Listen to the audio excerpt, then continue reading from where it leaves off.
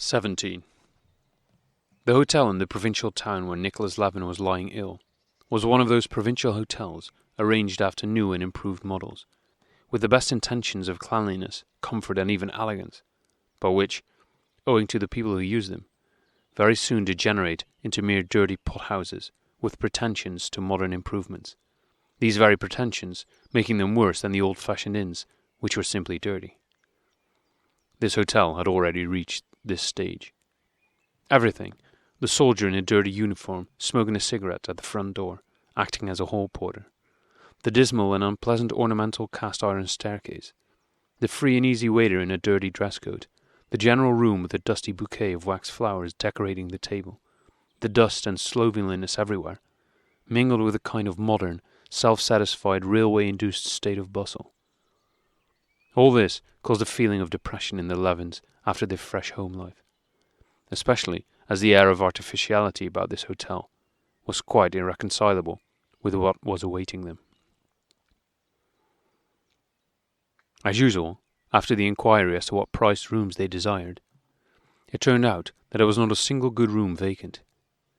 One good room was occupied by a railway inspector, another by a lawyer from Moscow, a third by the Princess Astafieva from the country. There was just one dirty room to be had, but they were promised that an adjoining one would be free by the evening. Vexed with his wife because his expectations were being realized, namely that, at the moment of arrival, when his heart was seized with agitation at the thought of his brother's condition, he was obliged to consider her instead of running to him at once. Levin led her to the room. "Go, go," she said, with a timid, guilty look to him. He went out silently, and at the very door came upon Mary Nikolavna, who had heard of his arrival, but had not dared to enter.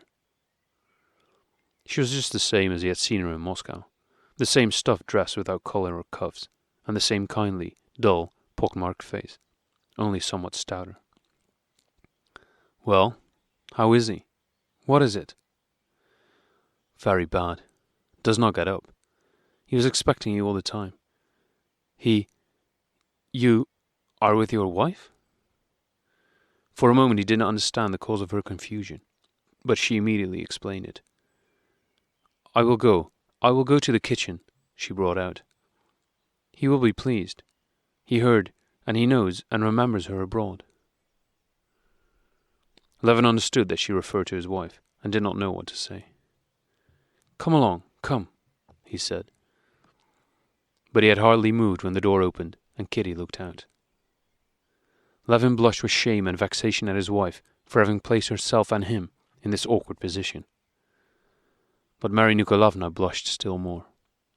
She shrank together, flushed till tears filled her eyes, and seizing the ends of her shawl, began twisting them in her red fingers, not knowing what to say or do.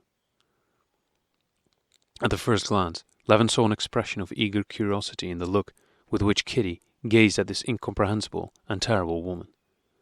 But it lasted only an instant. "Well, how is he?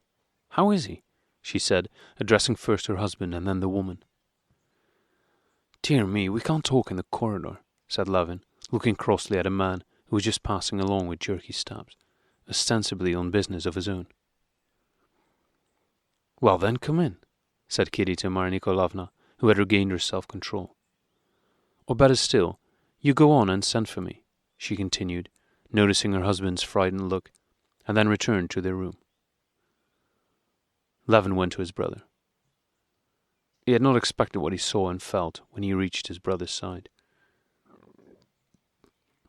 He had expected to find him in that state of self-deception which, he had heard, was frequent in consumptive cases, and which had so struck him at the time of his brother's visit to him in autumn.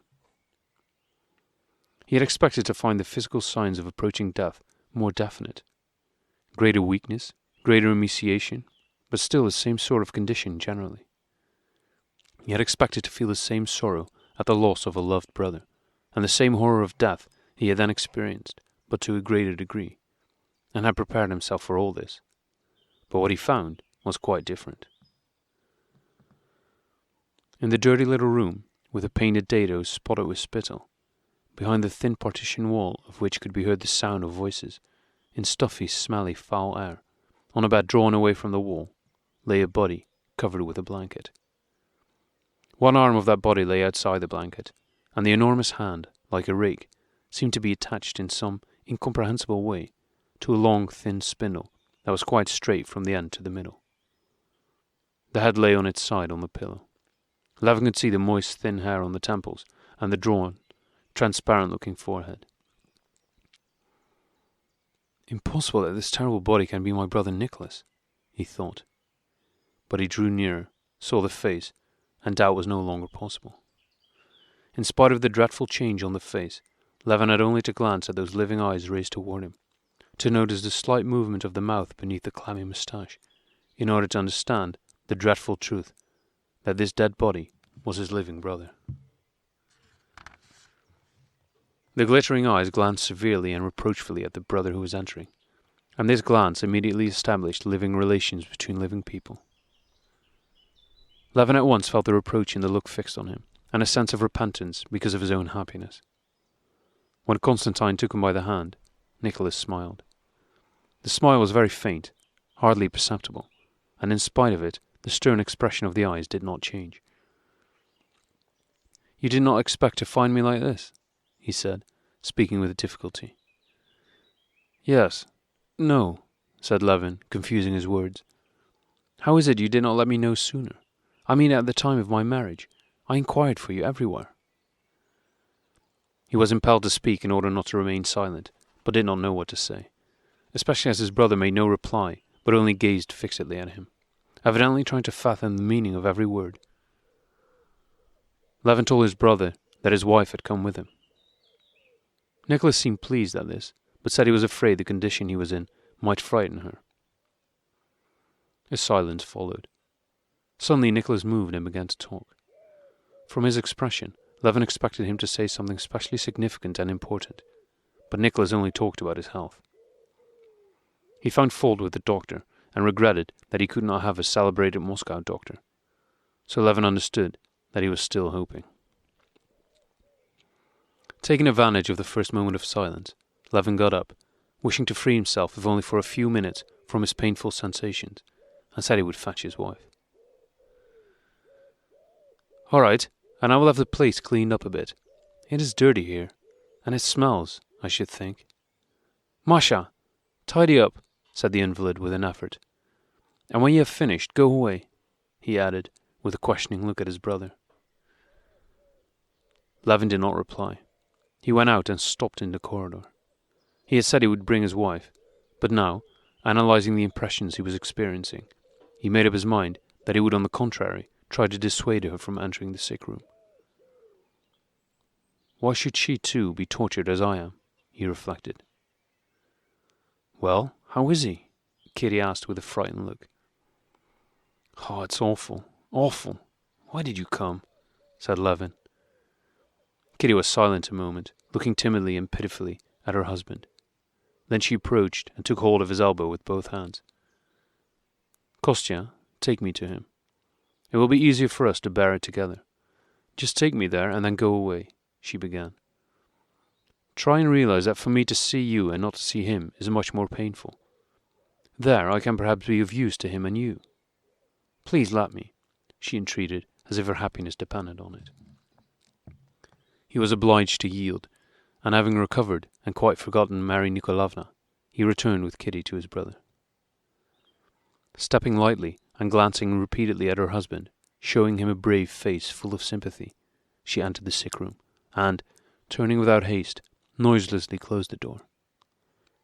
With noiseless steps she advanced toward the bedside, went round so that he need not turn his head, and at once grasping his enormous skeleton hand with her fresh young one, pressed it, and with that sympathetic, quiet animation which gives no offence and is natural only to women, she began to talk to him. "It was in Soden we met, but we were not acquainted," she said. "You little thought I should one day be your sister." "You would not have known me again?" he asked, with a smile that had lit up his face at her entrance. "Ah, yes, I should. What a good thing it is that you did send us word. Not a day passed without Kostya's thinking and being anxious about you." The sick man's animation did not last long.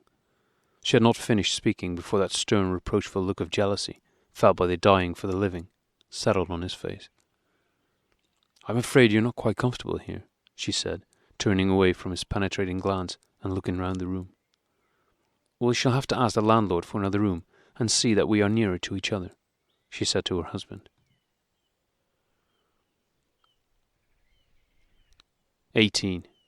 Levin could not look at his brother calmly and could not be either natural or tranquil in his presence. When he entered the sick room, his eyes and his attention became clouded without his being conscious of it, and he did not see or distinguish the various details of his brother's condition.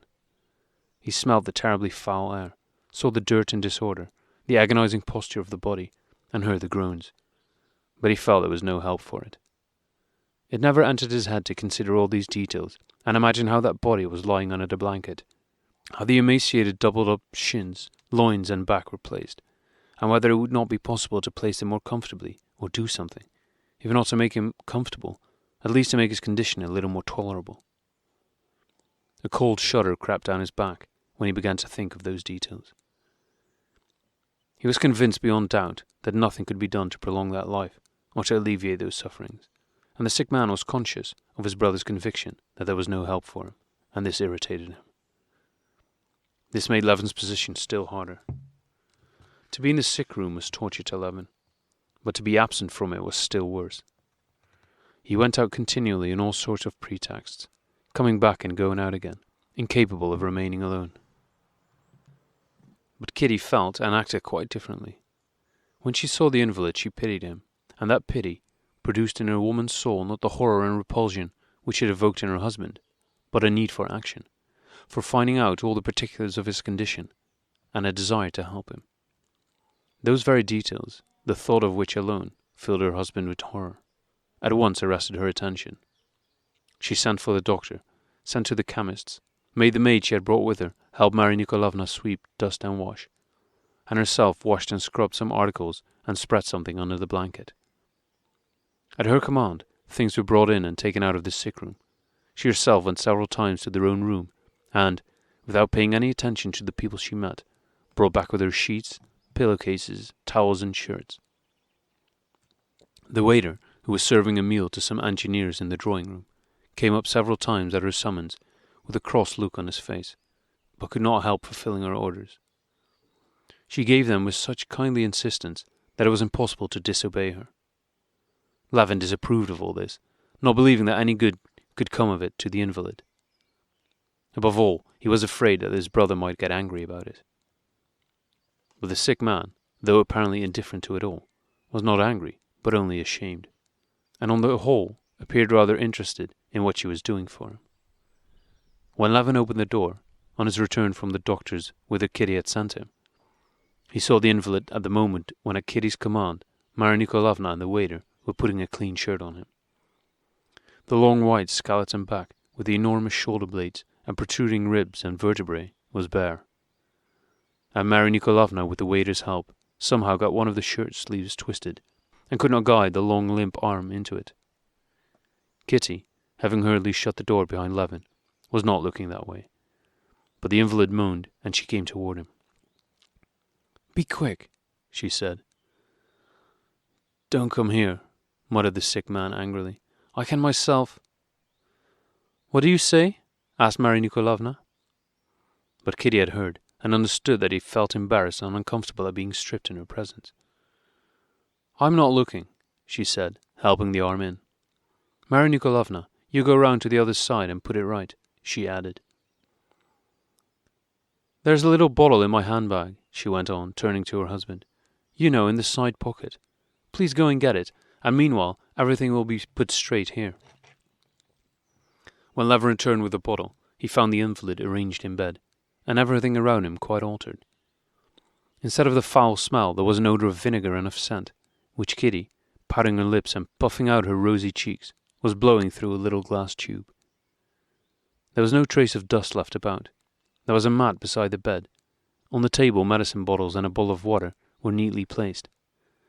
Also a pile of folded linen, which would be required later, and Kitty's embroidery. On another table by the bedside were a glass of some refreshing drink and some powders.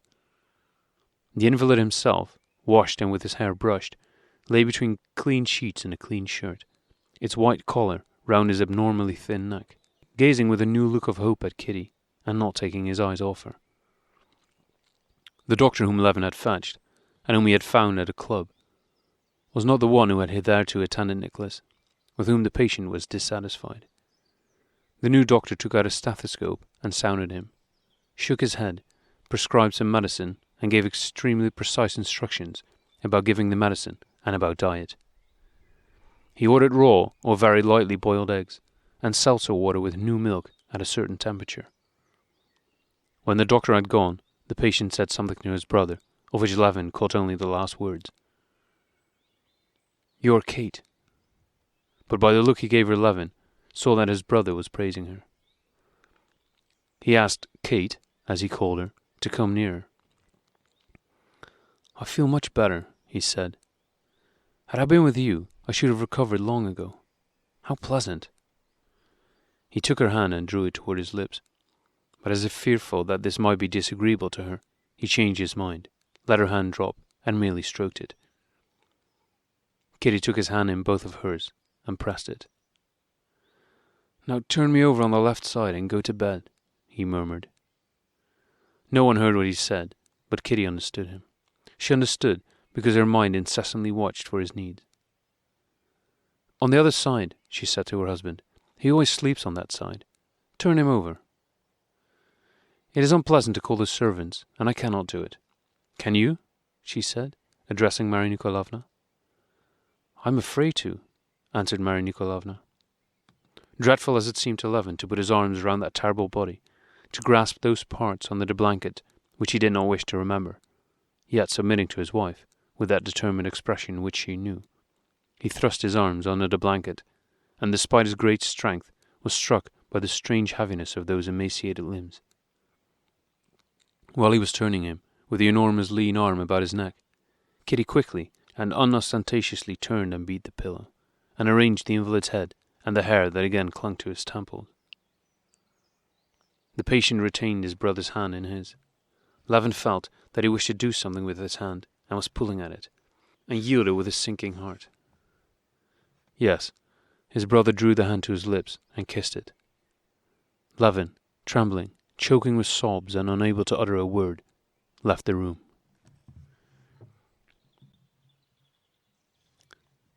19. "Thou hast hid these things from the wise and prudent, and hast revealed them unto babes," thought Levin while talking with his wife that night. He thought of the gospel text not because he considered himself wise, he did not, but because he could not help knowing that he was more intelligent than his wife, Agatha Mikhailovna. He could not help knowing that when he thought about death, he thought with all the powers of his soul. He knew that too many great and virile minds, whose thoughts on that subject he had read, had pondered it, and yet did not know 100th part of what his wife and Agatha Mikhailovna knew on the subject. Different as were those two women, Agatha Mikhailovna and Kitty, or Kate, as Nicholas called her, and as Levin was also fond of calling her now, in that respect they were exactly alike. Both knew with certainty what life was and what death was, and though they would have been quite unable not only to answer but even to understand the questions which confronted Levin, neither doubted the importance of those phenomena, and they both had exactly the same outlook upon them, an outlook shared not only by them but by millions of others. The proof that they knew surely what death was lay in the fact that they knew without a minute's hesitation how to behave with the dying and did not fear them. But Levin and others, though they were able to say a great deal about death, evidently did not know anything, for they feared it and had no notion what to do when people were dying. Had Levin now been alone with his brother Nicholas, he would have looked at him with horror, and would have waited about in still greater horror, not knowing what to do next. More than that, he did not know what to say, how to look, or how to stop. To talk of indifferent things seemed an affront, and he could not do it. To talk of death and dismal things was likewise impossible, and it was equally impossible to keep silent. "I fear that if I look at him he will think I am watching. If I don't look, he will imagine I am thinking of something else. If I walk on tiptoe he will be displeased, and yet I am ashamed to tread on the hole of my foot." But Kitty evidently did not think, and had no time to think of herself. She, prompted by some inner conviction, thought of him, and everything came out right. She talked to him about herself and about her wedding, smiled, sympathized, caressed him, mentioned cases of recovery, and it was all successful, so she evidently knew what she was about. The proof that her and Agatha Mikhailovna's behaviour was not instinctive, animal, and unreasoning lay in the fact that they both demanded for the dying man something of greater importance than mere physical care, something that had nothing in common with physical conditions. Agatha Mikhailovna, speaking of the old man who had died, had said, "Well, God be thanked. He received communion and extreme unction. God grant everybody to die so." Just in the same way, Kitty, besides all her cares about linen, bed sores, and cooling drinks, had managed on the very first day to persuade the invalid of the necessity of receiving communion and extreme unction. When Levin returned to their 2 rooms for the night, he sat with hanging head, not knowing what to do. Not only could he not think of supper, of getting ready for the night, of considering what they were to do, he could not even talk to his wife. He was ashamed to. Kitty, on the contrary, was more active than usual and even more animated. She ordered supper to be brought, unpacked their things herself, helped to make the beds, and did not forget to sprinkle insect powder on them. She was in that highly wrought state when the reasoning powers act with great rapidity. The state a man is in before a battle or a struggle. In danger and at the decisive moment of life. Those moments when a man shows once for all what he is worth, that his past was not lived in vain, but was a preparation for these moments. All she did was well done, and before midnight everything was sorted, clean and neat, so that their apartments showed a resemblance to her own rooms at home. Beds made, combs, brushes, and looking-glasses laid out, and covers spread. It seemed to Levin that it would be inexcusable to eat, sleep, or even talk, and he felt that his every movement was improper. She, however, sorted combs and brushes, and did it all in such a way that there was nothing offensive about it. However, they could not eat anything, nor sleep for a long time, and even did not go to bed till very late.